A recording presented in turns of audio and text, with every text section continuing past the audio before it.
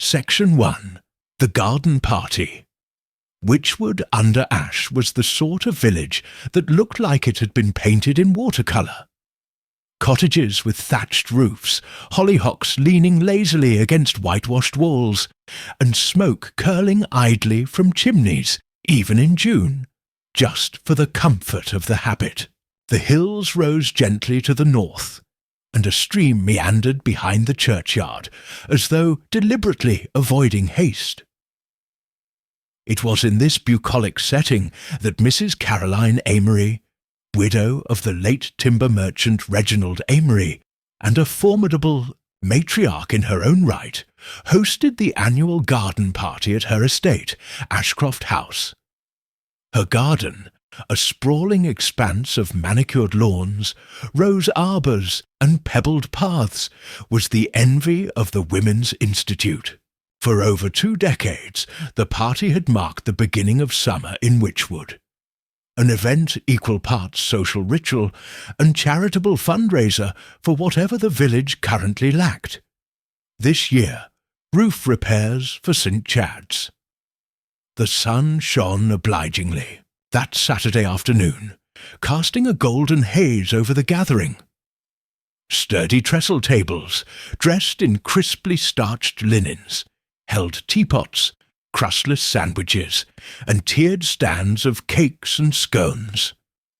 In one shady corner of the lawn, Miss Jane Marple sat beneath a cream parasol, her knitting resting on her lap, though she hadn't taken a stitch in some minutes.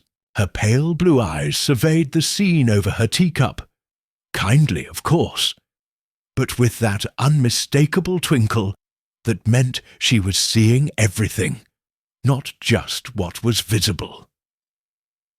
The guests moved about in languid clusters, many of them in sun hats or summer coats that flapped gently in the breeze. Children chased each other around the croquet hoops, shrieking and tumbling over one another like untrained spaniels.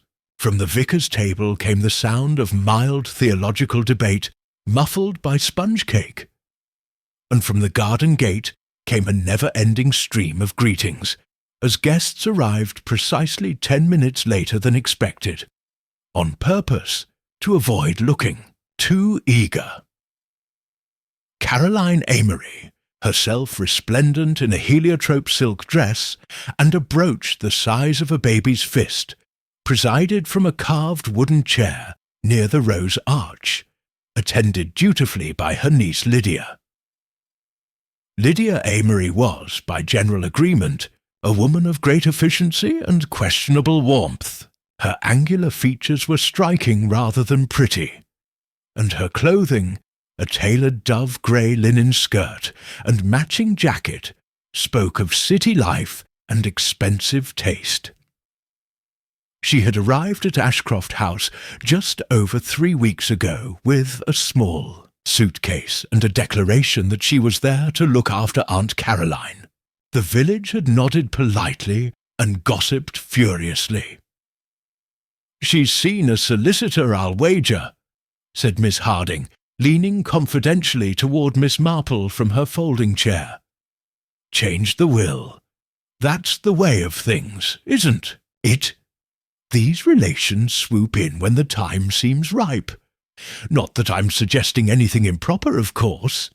Miss Marple murmured an indeterminate sound into her tea. She had known Caroline Amory for over 30 years, and had watched her lose none of her shrewdness with age. If Lydia was here for the inheritance, Caroline would know it, and let her think she didn't. Conversation swirled around the garden. Colonel Arkwright, newly retired and newly widowed, was holding forth on army logistics to anyone who couldn't escape him fast enough. Mrs. Bellingham, the vicar's wife, was quizzing young Georgina Mott about her recent friendship with the station-master's son. The vicar himself wandered about holding a plate of Battenberg and looking vaguely worried about something he couldn't name. It was then that Mrs. Amory rang the bell, a delicate sound really, silver on silver, but it cut through the hubbub like a clarion. Heads turned instinctively. Tea, real tea, was about to be served. Caroline's maid, a timid girl from the next village named Elsie, emerged from the French doors, balancing a polished tray that shimmered in the sunlight. On it were 8 delicate teacups, arranged in a precise arc, a silver pot that steamed gently, a bowl of thin lemon slices, and a tiny creamer with blue forget-me-nots painted on the rim. Lydia stepped forward before Elsie could fumble the tray. With crisp, practiced movements, she poured the first cup and brought it to her aunt. "No sugar, just as you like it," she said smoothly. Caroline nodded without thanks. Her fingers curled around the cup with a tremor that did not go unnoticed. "By Miss Marple!" Lydia poured herself a cup next, then turned toward the table. "One of the guests must have taken 2, she said lightly. There was a cup already poured behind the urn. Miss Marple's head tilted ever so slightly. She had been watching. 6 guests had been served before the bell. Now 7 cups had vanished from the tray. Her gaze flickered to the table and back to Caroline Amory. Caroline's expression was unreadable. She sipped her tea slowly, blinked once, and allowed a small sigh to escape her lips. "It's a pity," she said aloud, to no one in particular. "How few people drink tea properly these days. Everyone gulps." More tea was poured, and guests began to settle again. Laughter resumed, though slightly more forced now that the formal tea had begun. Colonel Arkwright spilled some on his trousers. Miss Harding whispered something scandalous into Mrs. Bellingham's ear that made her drop a scone. Miss Marple lifted her own cup with delicate precision. Then it happened. Caroline Amory's hand jerked. Her teacup slipped from her fingers, striking the flagstones and shattering into porcelain fragments. Tea splashed across the hem of her silk dress. Her face had gone a strange ashen hue, her mouth opening slightly as though trying to form a word. "Caroline," Lydia's voice cut across the garden, sharper than concern might warrant. Caroline staggered a step, reaching out, not toward Lydia, but toward Miss Marple. The old lady rose instinctively, but it was too late. Caroline Amory collapsed, her body folding like wet cloth. Chaos broke loose. Several guests screamed. The vicar dropped his plate. Colonel Arkwright rushed forward, absurdly trying to straighten the fallen parasol instead of helping the woman. Lydia was on her knees beside her aunt, her hands fluttering uselessly. "She's not breathing," she gasped. "Someone, call a doctor." Miss Marple, her face unreadable, knelt down as well, but did not touch the body. Instead she looked carefully, very carefully, at the fallen teacup, the tray where the cups had once been, and the untouched slice of lemon that had slid to the side. There had been something very odd about that second teacup, and Miss Marple, with the faintest narrowing of her eyes, knew with quiet certainty that someone in the... Section 2. The Village Reacts. Word of Caroline Amory's death travelled through Witchwood-under-Ash with the swift, invisible efficiency of a wind changing direction. Unseen but instantly felt. By the time dusk fell that same day, curtains were twitching, phones were ringing, and kettle water boiled in more than a dozen homes, as neighbours called one another with updates, theories, and long-suppressed opinions about the deceased. Diet's official cause of death, at least according to the harried young Dr. Bellamy, was still undetermined. He had been summoned directly from a cricket match and arrived at Ashcroft House in his whites, flushed and apologetic. He'd examined the body, asked a few rote questions, and looked profoundly uncomfortable when Lydia Amory demanded something more definitive. "We'll need a post-mortem," he had said finally, with a nervous glance toward Miss Marple. "Quite routine in circumstances like these." "Routine?" Lydia had snapped, her voice sharp as frost. "She dropped dead in front of 20 witnesses. That's hardly routine." "She was an old woman," Dr. Bellamy replied stiffly now. 83, if I recall. Heart failure is not uncommon." Miss Marple had said nothing, but her eyes had briefly rested on the shattered teacup lying in the dust, then drifted to the silver tray on the table, where the second teacup had mysteriously disappeared. Lydia had been quick to remove the entire setting. By evening, Caroline Amory's body had been moved into the drawing room, covered respectfully with a linen sheet and guarded by Lydia like a sentry. The guests had all dispersed, some in tears, others in speculative murmurs. Colonel Arkwright had gallantly offered to fetch the police from Lower Markham himself, despite no one having asked him to. And so, as twilight gathered and the garden party turned into a memory tinged with horror, Witchwood Under Ash did what it did best. It talked. At the Rose and Thistle, the village pub, a small gathering had formed in the snug. Rain had begun to fall in thin lines against the window panes, turning the pub's interior cosy and conspiratorial. Mrs. Bellingham, the vicar's wife, sat with her untouched half-pint, flanked by Miss Harding and Mr. Peabody, the retired schoolmaster. "Well," Miss Harding said, her thin lips pursed like a cat who had just tasted cream, "I thought she looked pale even before tea. Didn't you?" And that little tremble in her hand when she raised her cup. I said to myself, "Caroline, you've overexerted yourself." Mr. Peabody, who had taught arithmetic in the schoolhouse for nearly 40 years, grunted. "Not the sort to keel. Over from nerves, that one. If you ask me, it was something in the tea." "Poison?" Mrs. Bellingham whispered, delighted and appalled. Peabody leaned forward, his voice lowering. "You all saw it. That second cup. The girl, Elsie, is it? Only brought 8. But there was one already on the table. Someone must have put it there beforehand." Miss Harding's eyes darted around the pub.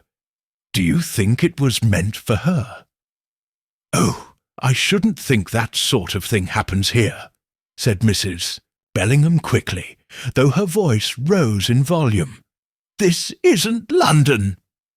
Miss Marple, seated a discreet distance away near the fireplace, sipped her sherry with studied serenity. She had learned long ago that people were their truest selves when they thought no one of consequence was listening. At the village post office the next morning, the gossip had shifted to speculation. "I heard the niece had a row with her just last week," said Miss Clegg, who ran the bakery. "Lydia, cold as January, that one. She's been going through papers in Caroline's study every night since she arrived," added Mrs. Doveton, a stout woman who claimed distant relation to the Amorys. "No doubt about the will. Do you think she's the sole heir?" asked Miss Clegg. "Wouldn't be surprised. That girl's got ambition in her bones." Behind them, the clack of knitting needles was the only sound. Miss Marple sat by the window, a small ball of yarn in her basket, knitting something entirely indistinct and watching the world go by. She said nothing, but she remembered. She remembered the way Lydia had rushed to snatch up the tray, the calmness in her voice as she announced the presence of the second cup. And she remembered very clearly that Caroline Amory had not reached out to Lydia when she fell, but to her.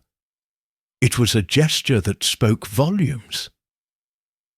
The next day, Inspector Graves from Lower Markham arrived, his heavy boots leaving muddy prints on the marble floor of Ashcroft House's vestibule. He was a blunt man, with a square jaw and a low tolerance for fuss, but even he looked mildly disarmed by the elegance of the Amory estate. He began his questioning in the drawing-room, where Lydia Amory, dressed in the same dove-grey suit, but with darker shadows under her eyes, sat beside the window. "I had just poured tea for my aunt," she explained coolly. "She was, well, she seemed a little fatigued, but nothing unusual. Then she collapsed. You noticed nothing strange in her demeanour?" "She was 83, Lydia said with a touch of impatience. Everything she did could seem strange, depending on how one defines it. "And the teacup?" Lydia looked up sharply. "What about it?" Multiple guests mentioned a second cup, already poured. She blinked. There were 8 guests seated for tea. Elsie brought 8 cups. But one was already on the table. Lydia hesitated.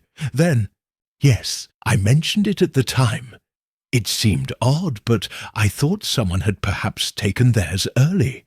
Miss Marple says otherwise," the inspector said, making a note in his little black book.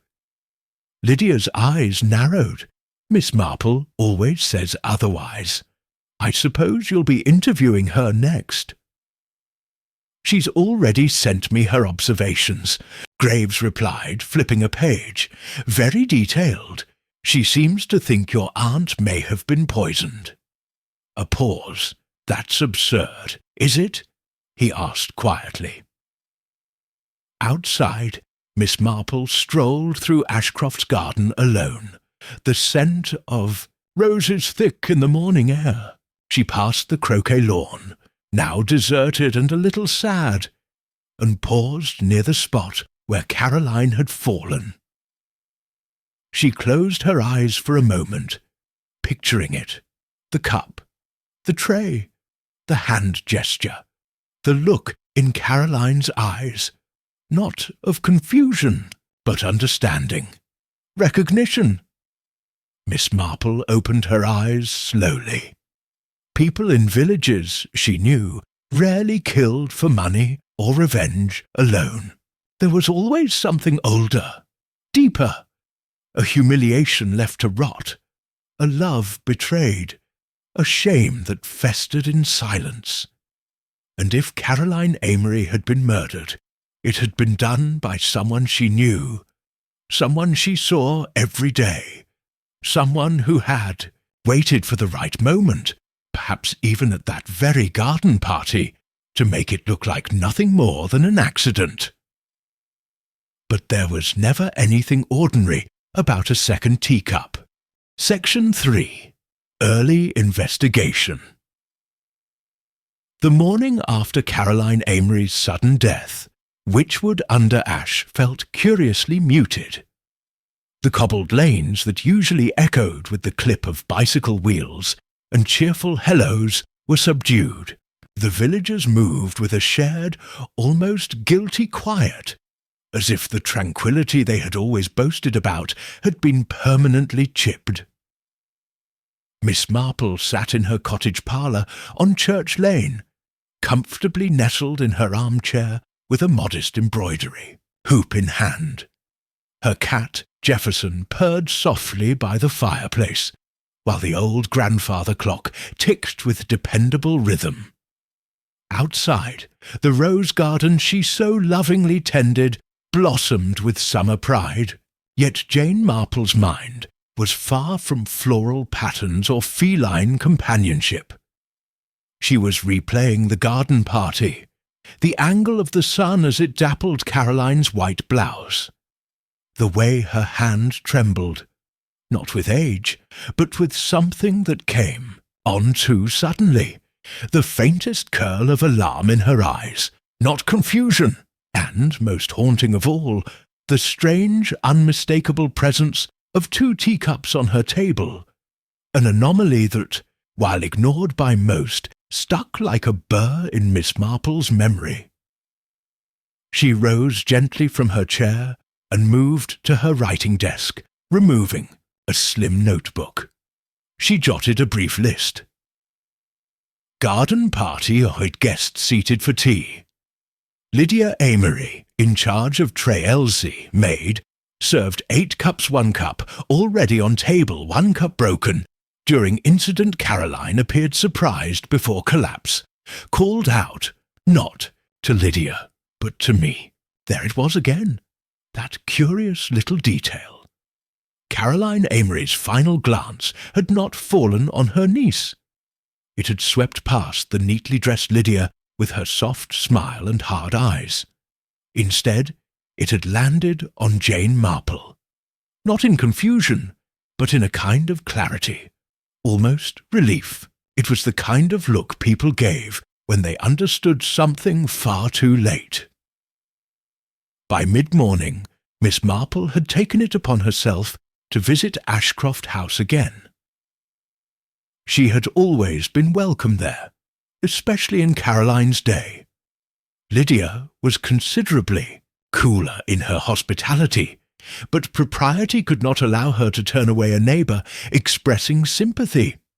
Miss Marple, Lydia greeted her from the drawing-room doorway. You're very kind to stop by. I'm afraid things are rather unsettled still.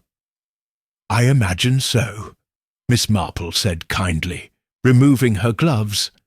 A sudden death is always such a shock, especially for someone as active and spry as Caroline. She tilted her head slightly. She was aging. Oh, to be sure, Miss Marple replied, but not fading. You know, just last week she walked all the way to the post office and back. That hill would undo most women half her age. Lydia gave the faintest smile. She was a force of nature. Yes, Miss Marple said, her eyes lingering over the sideboard, where a lone china cup and saucer rested. And what a shame about the broken cup. I always thought your aunt favoured the blue and gold Royal Doulton. She did, Lydia replied shortly. One of the cups fell during the commotion. I suppose it's fortunate no one else drank from that same teapot afterward. Lydia's eyes flashed. Miss Marple, are you implying something?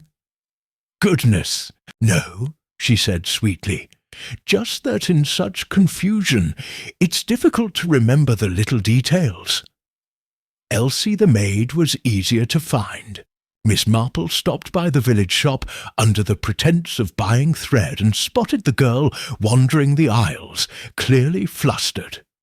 Elsie, Miss Marple said gently, I do hope you're holding up. Elsie blinked, then bobbed a nervous curtsy. Yes, Miss Marple, it's been dreadful. I imagine it's not easy working for Miss Amory. The girl hesitated. She's very proper. Yes, Miss Marple said. And she had you bring out the tea tray, didn't she? 8 cups like always for that table, Elsie said quickly. Miss Lydia told me to be quick about it. You didn't notice any cups already on the table. Elsie stopped. Well, I thought I saw one, but I thought maybe she'd just brought one herself. Who, Miss Lydia? Miss Marple nodded and patted the girl's hand. You've been very helpful, dear.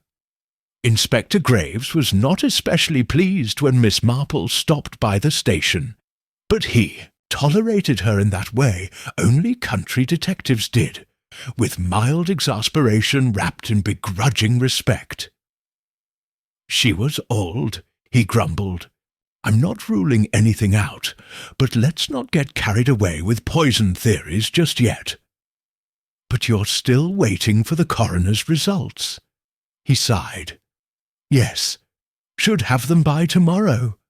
There was no visible trauma, no sign of struggle, that said. He flipped open his notebook. I've heard about the second cup, and I'd call it odd, certainly. I also find it curious that the niece was so quick to remove the tea tray, in a police matter that borders on tampering. Miss Marple nodded, and yet she presented herself as so calm. Calm, indeed cool, as a cucumber, I'd say. If this was murder, she didn't seem surprised, because, Miss Marple said softly, she wasn't. That afternoon, Miss Marple paid a final visit to Harold Pickering, the solicitor who had managed the Amory family's affairs for decades. A kind-faced man with white tufts of hair and a fondness for seed cake, he greeted her with familiarity. I suppose you're here about the will, he said, pouring them both tea in his stuffy little sitting room. I'm here about Caroline, Miss Marple said, but I won't pretend I'm not curious. Harold sighed. It's all very clean. Lydia is the sole heir. Caroline made that clear a year ago. She had no other close relatives. The estate is considerable. Any recent changes? None that I've seen. Lydia had been urging her to consider a charitable trust, I believe, but Caroline wanted to keep it in the family. Miss Marple tapped a finger on her saucer. Did she trust Lydia? Harold paused. She did, and she didn't. They had a complicated bond. Lydia was always competent, but rather cold. Caroline valued warmth. And yet left everything to her? She told me once, you don't always love the person you leave things to, Jane. Sometimes you leave them what they demand. To be done with them forever. Miss Marple looked down at her tea, and once again she thought of the second teacup. Section 4. First Suspects. The coroner's report arrived the following morning, and Witchwood-under-Ash buzzed like a disturbed hive. Poison digitalis, to be precise, a compound derived from foxglove, capable of slowing the heart and mimicking natural cardiac arrest in the elderly. The dose Caroline Amory ingested had been precise, not enough to kill her instantly, but sufficient to trigger a fatal collapse under the July sun, especially when paired with a strong cup of Assam tea. To most of the village, that was enough to draw a conclusion. One name began to slip, whisper-like, from mouths over porches and behind hedges. Lydia Amory, Miss Hartwell, the postmistress, was first to air it in public. I never liked the way Lydia took over after Mr. Amory died. Sharp little chin and sharper tongue. Always ordering people about, always rearranging Caroline's affairs. Never gave the woman a moment's peace. Mrs. Bartlett, the vicar's wife, nodded sagely over sponge cake at the vicarage. I remember Caroline saying last year she wanted to make a change to her will, to leave something to the hospital fund. Lydia put a stop to it, of course. And she's inherited the lot, muttered Mr. Treadgold, the chemist. 3 properties, a bank account, and Caroline's share in that woolen mill up in Yorkshire. The narrative built itself effortlessly. Lydia Amory, the perfect suspect, present at the crime scene, in charge of the tea service, alone with the teapot. Before it went outside, she had the motive, the opportunity, and a reputation for being cold-blooded. Even Inspector Graves had begun to draw his conclusions. She won't say a word without her solicitor," he grunted to Miss Marple, who visited the station with a jar of lemon curd and a gentle smile. "But it's all there. She arranged the tea, fetched the pot, oversaw the service. No one else had the same level of access." "And what of the second cup?" Miss Marple asked mildly. Graves frowned. Likely hers. Maybe she poured herself a cup before taking the tray out. Perhaps. But if so, why was it left on the table by Caroline, not on the tray? Graves didn't answer, but his eyes narrowed thoughtfully. Meanwhile, Miss Marple continued her own quiet inquiries. She began, as always, with the overlooked. On Wednesday morning, she walked to the green, edge of the village, where the gardener William Pike kept a small cottage. He was a mild-mannered man in his late 50s, with strong hands, sun-leathered skin, and a surprising fondness for poetry. "Miss Marple," he said, wiping dirt from his trousers as she arrived. "Come about the garden?" "In a way," she smiled. "Caroline's garden, more precisely. You were tending it that morning, weren't you?" He nodded. "Was trimming the lavender borders, just near the parlour windows." "Did you see anything odd?" William hesitated, then looked over his shoulder, as if the foxgloves might overhear. "It's not my place to gossip." "Sometimes," said Miss Marple gently, "the truth needs gardeners just as much as it needs detectives." William sighed. "Well, I did see something. Not odd exactly, but out of place. About half an hour before tea, I saw someone walking round the side of the house with a cup. Not Lydia. Who then? Dr. Jeremy Penrose." Miss Marple's brows lifted slightly. "The new physician. He'd only just moved into the old Hardwick place, hadn't he?" "That's him. Tall brown hair, always with his collar slightly crooked. He was carrying a blue and gold teacup. Dr. Penrose, when Miss Marple visited, looked positively flustered. 'I did not poison Mrs. Amory,' he said before she'd even taken off her gloves. 'I hadn't said you had,' she replied, peering around his drawing-room, sparsely decorated and slightly untidy. 'Though I do find it curious you were at Ashcroft House that morning.'" He hesitated, then sighed. "Caroline had asked me to look at her wrists. She had arthritis and wanted to try a new salve. I popped by quickly, before the party." "And the cup?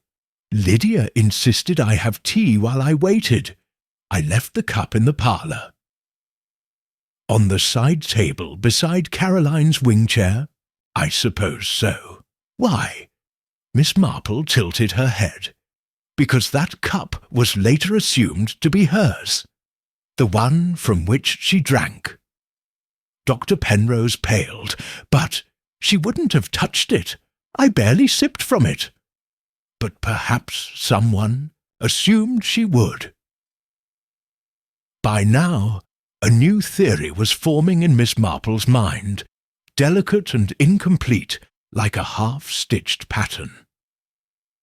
If Dr. Penrose's cup had been left near Caroline's chair, then someone else, someone observant, someone calculating, might have used it as the vehicle for the poison. But who? There was one more thread she had to follow. Miss Marple dropped by the small boarding house run by Mrs. Fallow, who was known for providing discreet lodgings for guests in transition. Over her famed rock cakes, Miss Marple inquired about visitors who might have recently come to Witchwood-under-Ash. "Oh, we have the usual, a travelling piano teacher, a retired major with a limp, and that young woman with the long red scarf. Quiet little thing. Claims she's doing a genealogy project." "Ah, yes, I saw her at the party," Miss Marple said. "Her name was—" "Miss Alice Hargrove," polite, but terribly nosy. Did she say who she was researching? Amory family, I think. Said she had a connection through her grandmother. Asked a lot of questions about Miss Lydia. Miss Marple's eyes narrowed almost imperceptibly. Section 5. A hidden clue. It was a rainy Thursday when Miss Marple returned to Ashcroft House, drawn not by curiosity alone, but by something subtler. The memory of a crease in the tablecloth. Not a metaphorical one, a literal fold seen only in an passing. The house stood silent under a leaden sky, its rose garden damp and drooping. Lydia Amory had moved into the master bedroom, and the downstairs curtains remained half-drawn, as if the very bricks still mourned. Miss Marple arrived under the pretext of collecting a book Caroline had promised her, a battered copy of the letters of Queen Victoria, and Lydia, still sharp but visibly strained, received her with minimal civility. The police already took what they needed, Lydia said, as she led Miss Marple to the sitting room, though frankly they seemed more focused on theatrics than facts. "Aren't we all?" Miss Marple murmured, brushing a hand gently across the tablecloth, still covering the long walnut tea table. The crease was still there, faint but present, slanting, slightly to the left of where the teapot had rested. She bent toward it, pretending to sneeze. "Hay fever," she lied pleasantly. "Odd time of year for it." But her sharp eyes had confirmed something else entirely. A faint ring, one teacup, positioned, oddly beside the tray, not on it. A cup once filled and moved, not returned to the kitchen, not washed. A second cup. Later that day, Miss Marple invited Inspector Graves to tea. He arrived reluctantly, still carrying the air of a man trying to force a square peg into a round motive. Still convinced it wasn't Lydia, he asked, accepting a scone. "She may be guilty," Miss Marple replied, "but perhaps not in the way you think. Motive is not merely measured in inheritance, Inspector. It is often stitched from smaller grievances, humiliations, snubs, silences." She reached for the milk jug. "Do you recall who poured the first cup?" Graves blinked. "What do you mean?" "The order of service. Caroline's tea was poured first, was it not? I suppose. Lydia was serving. She would have done her aunt's first. Yet there were 2 cups outside, the one on the tray, and the one beside Caroline's chair." Graves frowned. "You think the poison wasn't meant for Caroline?" "I think," Miss Marple said gently, "that it's time to look more closely at who that second cup belonged to, and what might happen if someone else drank from it." The next morning, Miss Marple returned to Mrs. Fallow's boarding house. This time, she asked to speak directly with Miss Alice Hargrove. The young woman, freckled with nervously clasped hands and a notebook always near, greeted Miss Marple with an air of politeness mixed with restrained suspicion. "You knew Caroline, Amory?" Alice asked, lowering her voice. "Indeed, for many years. I'd hoped to speak with her," Alice said, sighing. "My grandmother was related, distantly. I'm compiling a family archive, you see. Photos, wills, letters. But Lydia refused to help. Very defensive," Miss Marple observed her closely. "And did Caroline seem open to assisting?" "She invited me to the garden party," Alice said. "Said we could talk more afterward." "And did you?" Alice hesitated. "No, she died before we could." Miss Marple folded her hands in her lap. "You sat near the trestle table, I believe. Yes, just at the edge. Did you have tea?" Alice blinked. "Yes, Lydia brought me a cup. Assam, I think. Stronger than I usually take." Miss Marple nodded slowly. "And then?" "I set it down. I got distracted. Someone called my name. When I came back, I couldn't tell which cup was mine. I didn't drink it. There it was. The subtle disturbance.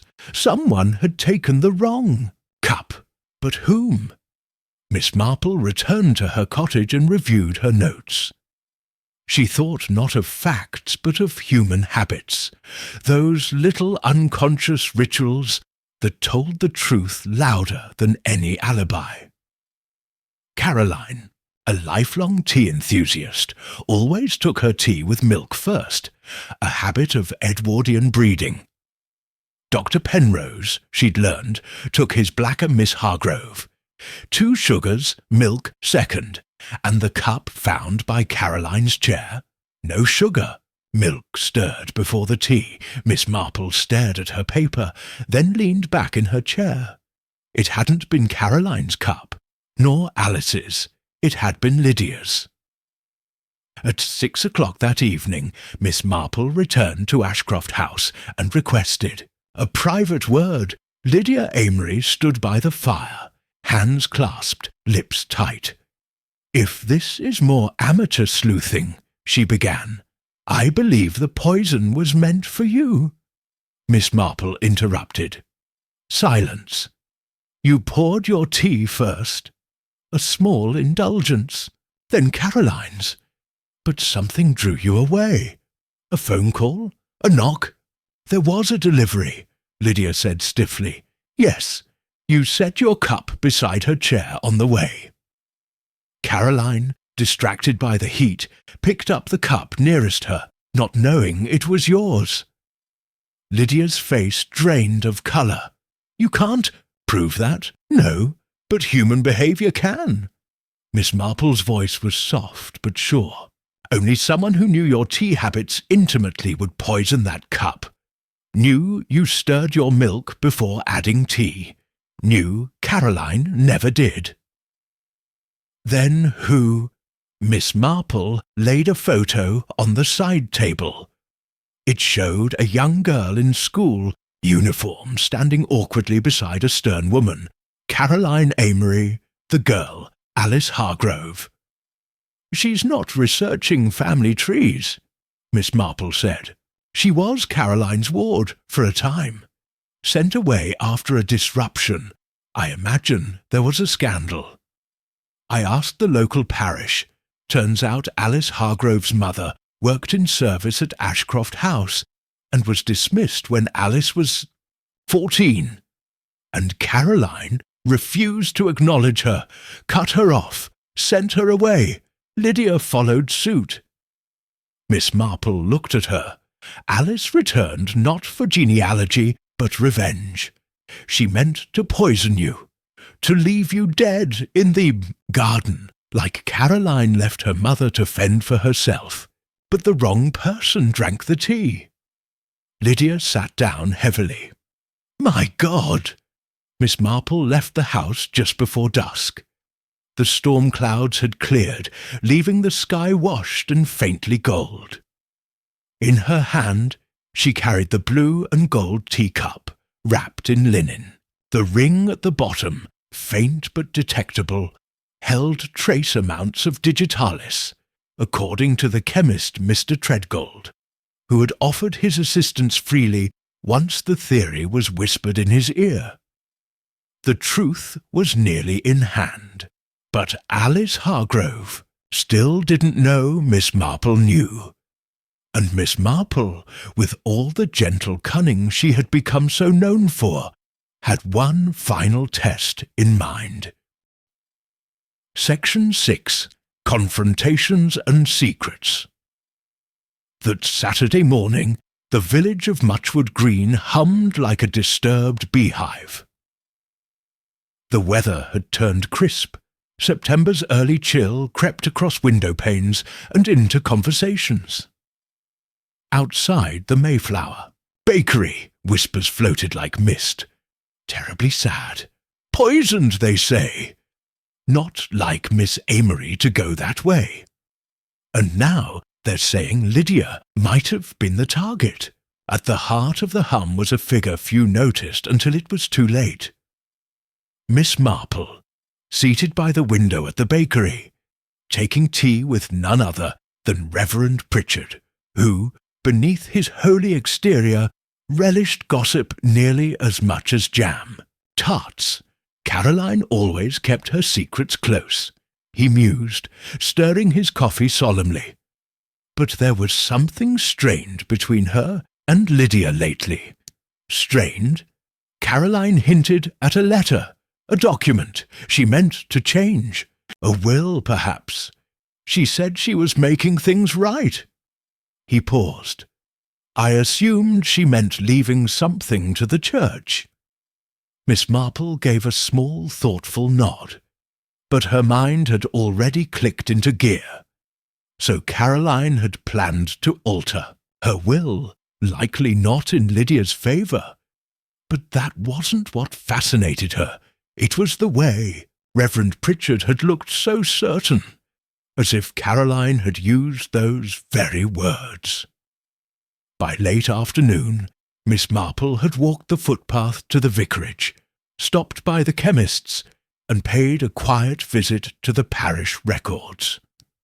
Then she knocked on the door of Mrs. Fallow's boarding house once more. This time she didn't ask for tea.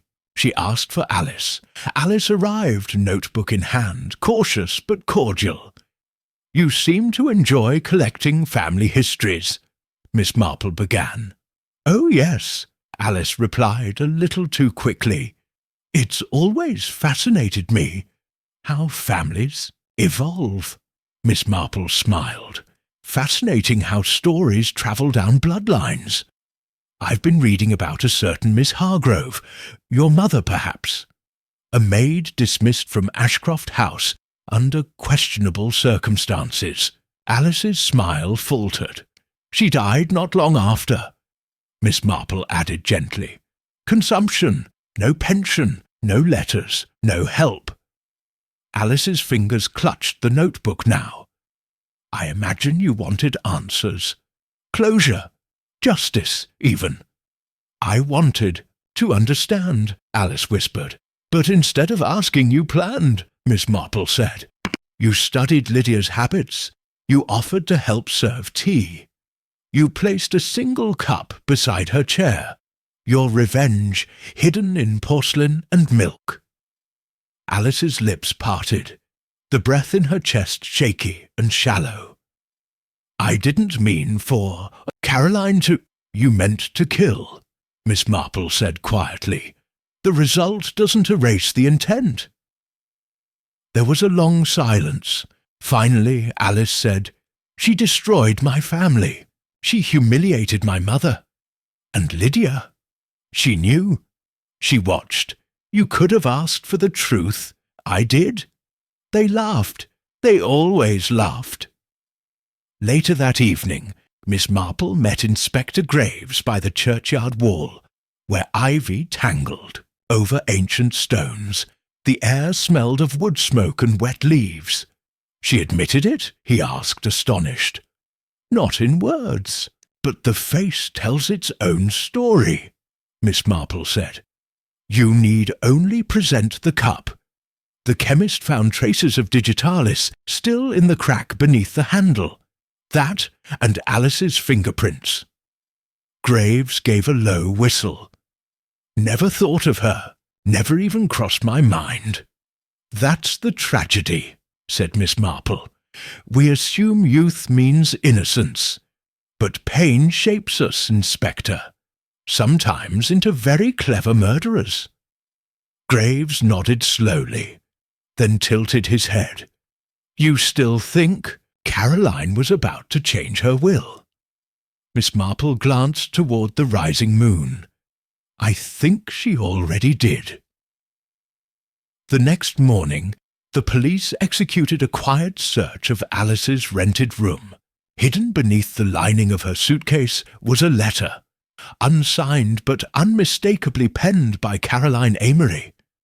It read, "To correct the wrongs of the past, I hereby leave the sum of $2,000 to Alice Hargrove, daughter of my former housemaid, for the injustices suffered at my family's hand. She is blood, and should not be cast aside. Let this be my repentance." The letter had been meant for delivery after the party, witnessed and notarized, but undelivered. Alice had never known. She had killed the only person who had tried to help her. Back in her rose-covered cottage, Miss Marple resumed her knitting beside the fire. The radio murmured softly in the background. The needlework was intricate, a rose motif, carefully repeated. She paused, staring at it, and let out a sigh. In the end, no one ever really wins in these stories. Lydia moved out of Ashcroft House weeks later, unable to endure the shadows in its halls. The house was shuttered, its future uncertain. Alice Hargrove was taken into custody, not with drama, but quietly, her hands trembling as she was led away. She offered no protest. The village returned to its routines, but nothing was ever quite as peaceful again, not after murder had taken tea with them. Miss Marple, in her gentle way, summed it up best while talking to Reverend Pritchard one Sunday after the service. "It's never really about the teacup, you know." He looked confused. "It's about who reaches for it and why." Section 7. Another twist. The case, it seemed, had drawn to a close. Alice Hargrove was in custody, charged with the attempted murder of Lydia Ashcroft and the unintended death of Caroline Amory. Inspector Graves had filed his report. The village had sighed with resignation, and the press had begun to spin their version of the tale. Revenge in a teacup. Village girl, poisoned heiress in inheritance twist. But to Miss Marple, something still felt wrong. It was Sunday afternoon, and she was trimming her autumn clematis when the final piece of the puzzle fell into place. Not with a thunderclap, but with the soft rustle of a letter blown by the wind. She had been meaning to write to her nephew Raymond, some gentle complaints about the quality of the novels he had been sending her. And as she sorted her papers, her hand landed on the latest parish newsletter. It was the small print that caught her eye. "We are grateful for Miss Caroline Amory's donation, made in trust 2 weeks before her passing. A bequest of $2,000 to the Women's Aid Benevolent Society." Miss Marple froze. £2,000, the very sum Caroline had mentioned in the letter found in Alice's suitcase. But that money had already been given away, which meant by Tuesday morning Miss Marple was seated in the solicitor's office of Mr. Giles Worthing, who had handled the Amory family's legal affairs for decades. A dignified man with wispy white hair and a voice like dry parchment, he adjusted his spectacles and frowned at the open file before him. "You're quite certain?" he asked. "Quite," said Miss Marple. "The letter to Alice was written, yes, but never witnessed, never formalized. Instead, the 2,000 went to the Women's Aid Society. An admirable decision, but not the one we were led to believe." Worthing nodded. "That does rather complicate matters." "It changes the motive entirely," Miss Marple said. "Miss Hargrove thought she was exacting revenge," Worthing murmured, "but in truth, the inheritance was never hers." "Precisely. So the real question, Mr. Worthing, is this. Who knew that? Who knew that Caroline had already given the money away, and who stood to gain the most from her sudden death?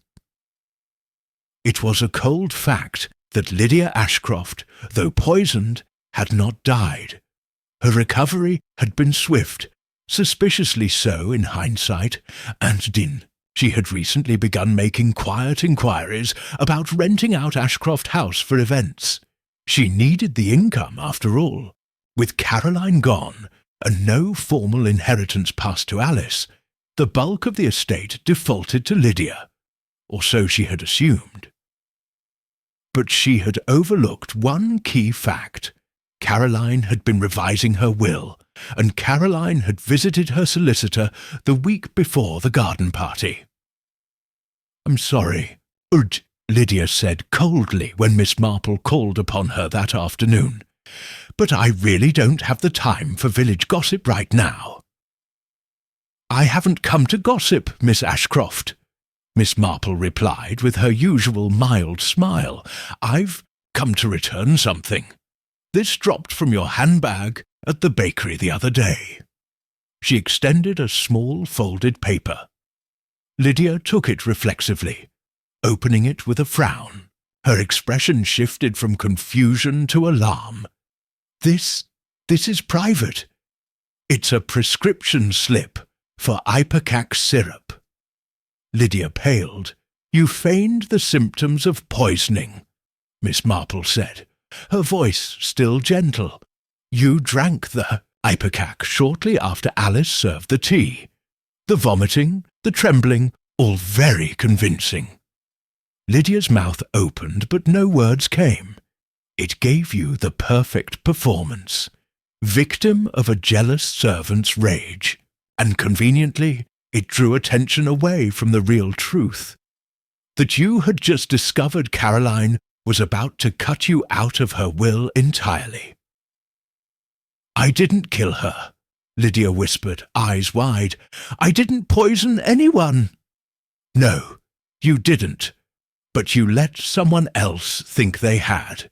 The conversation that followed was quieter, filled with pauses and half-formed justifications. Lydia had learned, accidentally, from a misplaced draft in Caroline's study, that her aunt planned to change the will to favour a distant relative, later revealed to be Alice Hargrove. Lydia's own inheritance, which she had already borrowed against, would disappear overnight, and so she acted. She manipulated Alice, subtly stoking the girl's suspicions. She left old correspondence out where Alice might find it. She mentioned Caroline's little secret, just enough to raise the temperature, not enough to leave fingerprints. And finally, she created her performance. If Alice succeeded, Lydia gained sympathy. If Alice failed, Lydia survived with no suspicion. In both cases, she protected her claim to the house and the estate. Miss Marple took her leave not with triumph, but with quiet regret. As she stepped outside into the cool dusk, she looked back at the great looming house of Ashcroft, a place full of secrets and grief. Back in her cottage, she rang Inspector Graves. "She won't confess," she said simply, "not in words." "But you're certain?" "Certain enough. Have the chemist confirm the traces of ipecac in the teacup Lydia used. She faked her illness. That alone is enough for a conspiracy charge." Graves sighed. "Muchwood Green hasn't seen a mess like this in decades." Miss Marple folded her hands in her lap, because people forget how clever women can be, especially when pushed into a corner. The aftermath was swift and awkward. Alice's charges were reduced. Her intent remained, malicious, bitter, and wrong. But the manipulation by Lydia was taken into account. She was sentenced, but not for murder. Lydia was never imprisoned. But the scandal stripped her of the estate. The solicitor's revised will was found and verified. The remainder of Caroline's assets were transferred to charities and distant cousins. Ashcroft House was sold within months. Miss Marple sat one evening with her knitting, listening to the wind move through the hedges. When Raymond called to ask if she'd be visiting for Christmas, she simply replied, "Not this year, dear. I've had enough drama to last me till Easter." She looked down at the half-finished rose pattern, then picked up her teacup. Section 8. Miss Marple's Final Test, from Miss Marple and the Case of the Second Teacup Length. 1,200 words. 3 days after her quiet confrontation with Lydia Ashcroft, Miss Marple sat down to her usual breakfast of lightly boiled egg, toast soldiers, and Darjeeling tea. She read the Muchwood Gazette with mild interest, until her eyes settled on a small column near the bottom of the page. Lady of Ashcroft House to host farewell tea. Lydia Ashcroft invites villagers. "One final time before departing for London, Miss." Marple set down her teacup slowly. There it was, Lydia's prideful final curtain. An act of bravery and control, or rather, the performance of it. She would play the gracious hostess one last time. But Miss Marple saw it for what it was. A desperate woman's final attempt to hold on to dignity, and perhaps to keep her secrets buried beneath soft smiles and cucumber sandwiches. But Miss Marple wasn't finished with her. The village of Muchwood. Green came out in surprising numbers for the farewell tea. It was, after all, the kind of thing one must attend, even if out of morbid curiosity. Ashcroft House, once again pristine and fragrant with gardenias, seemed determined to forget it had been the scene of a poisoning. Lydia herself was luminous in pale lavender, her hair coiled in elegant waves, her demeanour gentle and composed. "Miss Marple," she called cheerily as the old lady entered, "you must sit here near the piano. I remember how fond you are of Schumann." "How very kind," Miss Marple replied. She noticed the china, different set today, no trace of the garden parties, pink rose porcelain.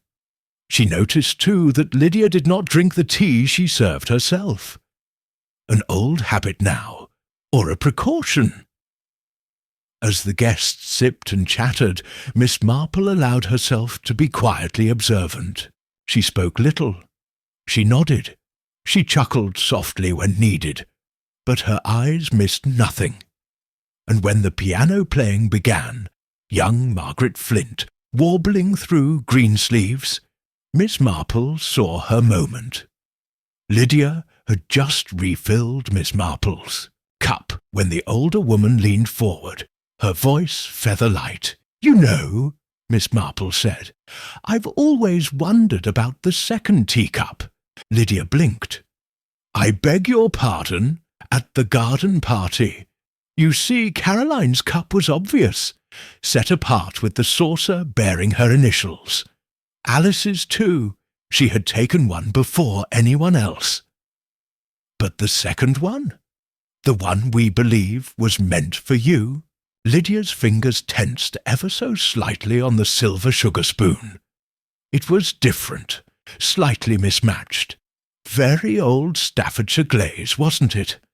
I remember thinking, that's not part of the regular Ashcroft tea set. Lydia began, but Miss Marple went on, voice still light as falling petals. "And then I realised the cup wasn't from Ashcroft at all. It was from the servants' cabinet.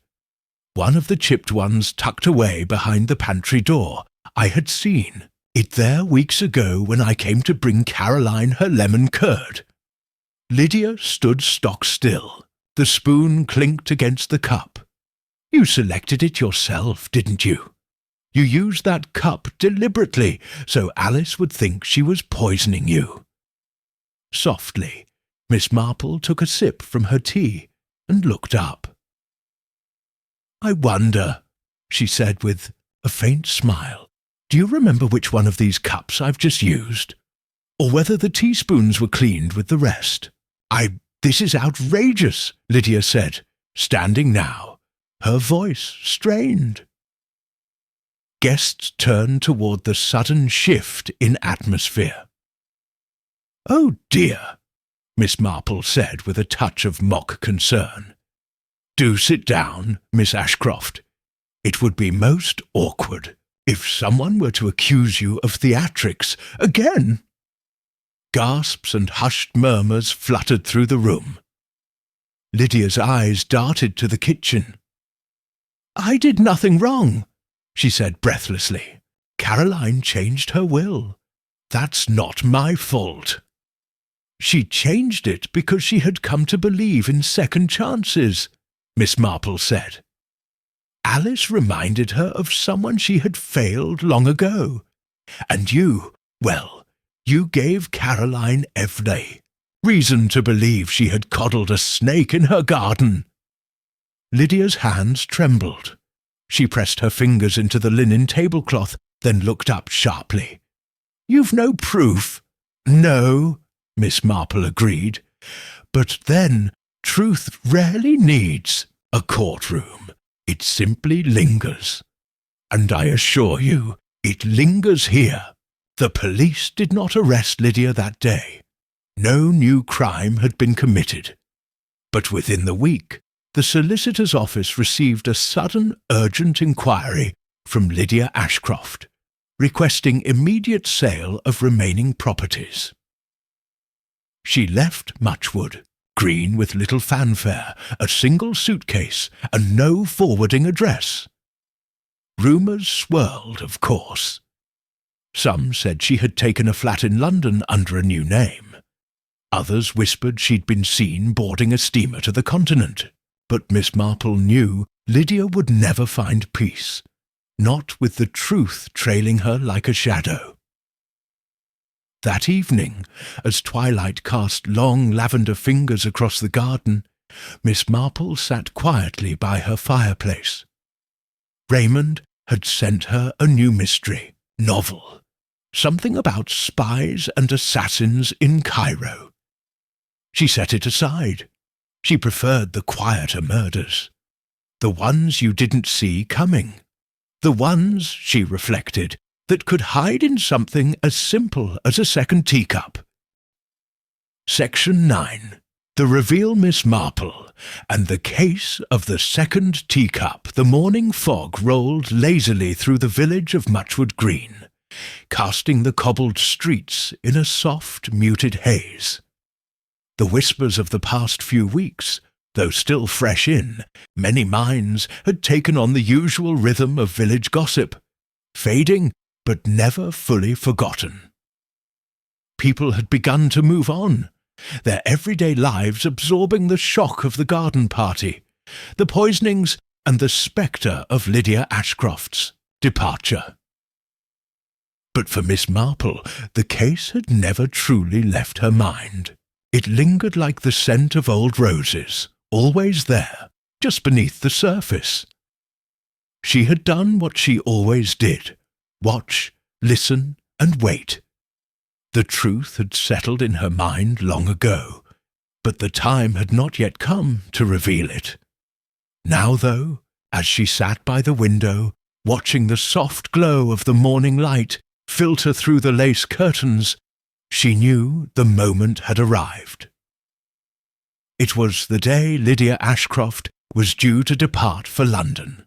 As expected, the final remnants of Ashcroft House were being cleared away, and Lydia, though absent from Muchwood Green for a week, had finally agreed to meet with the local solicitor. The papers for the sale of her estate had been prepared, and the final formalities were to be addressed before she could make her exit. She had become something of a ghost in the village, the last few days of her life here, marked by rumours, and the silent retreat of a woman who had once held court in the village drawing rooms. Miss Marple had received a call early that morning. It was the solicitor, Mr. Peter Lyle, a man of impeccable reputation and manners, requesting her presence at Ashcroft House. He had no need to explain further. Miss Marple had known exactly what was about to unfold. The house was quiet when she arrived, the grand hallway, as still and sterile as a tomb. Lydia stood by the doorway, her suitcase in hand, her eyes hollow but defiant. "I thought you might want to see me off," Lydia said, her voice surprisingly steady. "I imagine you have a great many questions." "I do, Miss Ashcroft," Miss Marple replied, her tone soft but resolute, "but they will wait for later." "Later? I don't think I'll be coming back," Lydia said, the words bitter on her lips. "No, I don't suppose you will," Miss Marple agreed, "but you'll have your answer nonetheless." Lydia's eyes flickered nervously, and she set her suitcase down with a quiet clink of metal. She glanced toward the doorway, where Mr. Lyle stood, his face a mask of practised composure. "Mr. Lyle," Miss Marple said, her gaze turning to the solicitor, "shall we begin?" Mr. Lyle, clearly uncomfortable, gave a stiff nod. "Yes, of course, Miss Marple. The papers are all in order. Miss Ashcroft has signed everything necessary for the sale of Ashcroft House and the surrounding lands. All that remains is, well, a final accounting." Lydia stiffened. "What do you mean?" "I mean the final accounting," Miss Marple repeated. "You see, Miss Ashcroft, there are many details that have been overlooked, and I believe you have been quite mistaken if you think your departure will be as simple as leaving a village and an estate behind." Lydia's face contorted with confusion, and then something else. Dread. "I don't understand." "No?" Miss Marple raised an eyebrow, her voice barely above a whisper. "Let me refresh your memory, then." The details had been simple enough to uncover, though Lydia had hoped they would remain hidden. In her haste to orchestrate the perfect crime, she had overlooked the one thing that Miss Marple had always been able to see, the truth buried beneath layers of pretense.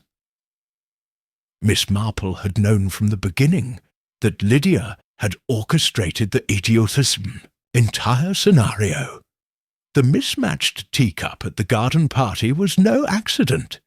It was a deliberate misdirection, meant to convince everyone that Lydia was the intended victim, poisoned by the cup meant for Caroline.